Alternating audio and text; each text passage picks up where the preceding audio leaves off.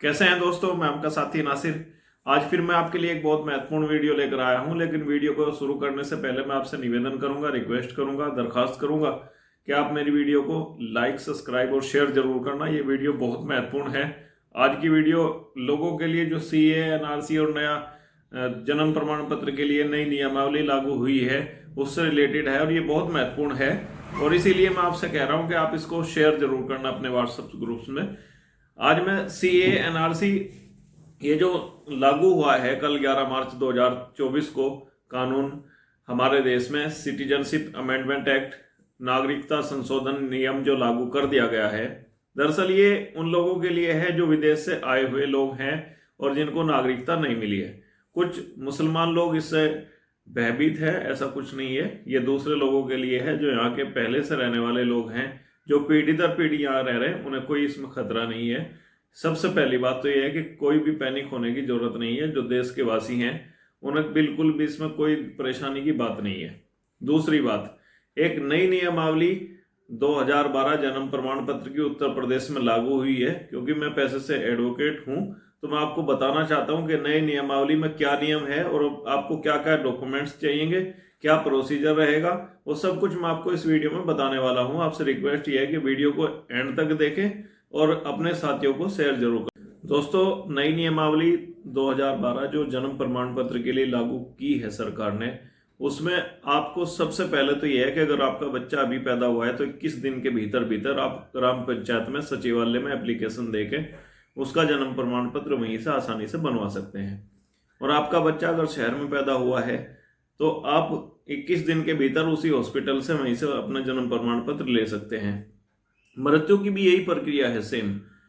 जहां मृत्यु होती है वहीं सर्टिफिकेट उसका बनता है और जहां जन्म होता है उसका जन्म प्रमाण पत्र भी वहीं बनता है।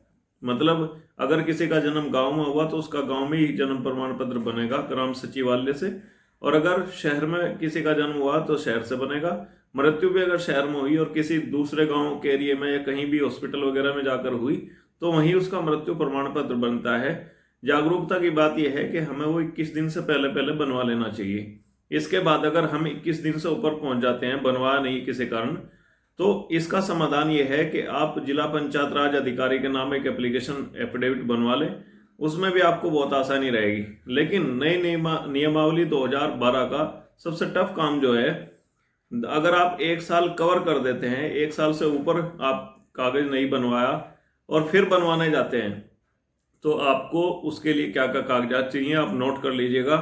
जिसका कागज बनना है जन्म प्रमाण पत्र, उस बच्चे का आधार कार्ड, उसकी डेट ऑफ बर्थ का कोई प्रूफ, मतलब मार्कशीट, टीसी, स्कूल का कोई सर्टिफिकेट, रिजल्ट, इसके अलावा आशा का कार्ड या प्रधान का लिखा हुआ एक लेटर, या हॉस्पिटल वगैरह में जहाँ वो पैदा हुआ उसकी कोई स्लिप, और इसके अलावा माँ बाप के आधार कार्ड, पिता के 2 फोटो, 2 गवाहों के आधार कार्ड, उनके 2 फोटो।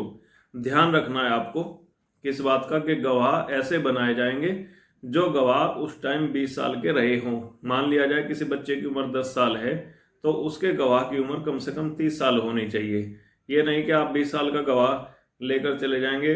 अगर मान लो गवाह की एज जो है उस टाइम जब वो पैदा हुआ 5 साल या 10 साल रही हो तो वो गवाही कैसे देगा? ये तार्किक बात है। तो सबसे पहला आपको इन कागजात का ध्यान रखना है। अपनी तहसील से आप डॉक्यूमेंट्स तैयार करा लेंगे। और जन्म प्रमाण पत्र की प्रक्रिया बहुत आसान है, इसे इतना टफ ना समझे। नई नियमावली लागू जरूर हुई है, इसका मतलब ये नहीं कि कागज नहीं बनेंगे, सबके कागजात बनेंगे। और अगर शामली जिले में किसी को कोई परेशानी है तो हमारे पास संपर्क कर सकता है।